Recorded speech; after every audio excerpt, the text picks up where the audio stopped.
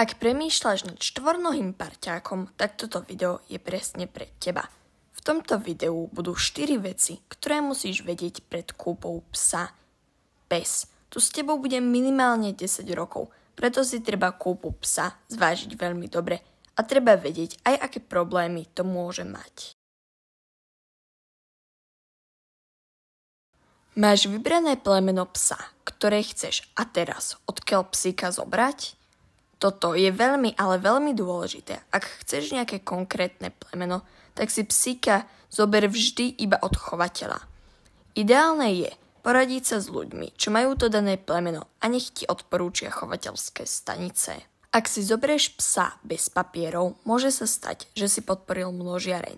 V množiarniach psi a hlavne feny žijú v príšerných podmienkach, ale aj sú často nakrývané a šteniatka sú im odoberané predčasne. A takisto pes z množiarne môže mať veľmi veľa dedičných chorôb, keďže rodičia neboli na nič testovaní a kľudne mohli byť aj príbuzní. V skratke, množiarne sú také továrne na šteniatka. Ak ti moc nezáleží na pôvode psíka, radšej si ho zober z útulku. Ak sa pri cene psa chytáš za hlavu, tak ťa trochu sklamem. Pes je na tom celom najlacnejší. Kvalitné granule, veterinár, tréningy, výbava, ale aj ďalšie veci niečo stoja. A za tých vyše 10 rokov sa to vie dosť nakopiť. Za život psíka sa môže stáť veľa vecí, ktoré peňaženku zabolia. Pes môže hocičo zničiť, môže ochoreť a treba myslieť dopredu, či si to budeš môcť dovoliť. Takže pes ťa nebude stať iba napríklad 1000 eur, ale o dosť viac. Pes potrebuje veľmi veľa času. Venčenie, pohyb, výcvik, socializácia psa, to všetko zaberá dosť času, a to každý deň.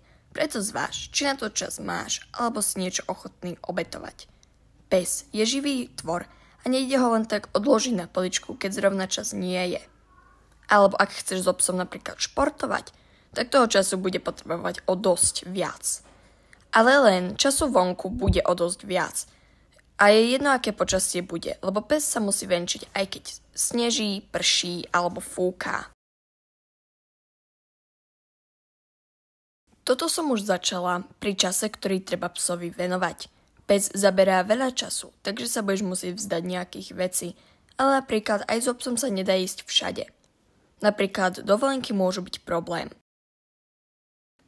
Si ochotný vzdať sa napríklad dovolenky v Egypte a radšej ísť niekam, kam pes môže, alebo krúžky, alebo nejaké záľuby môžu byť kvôli času problém.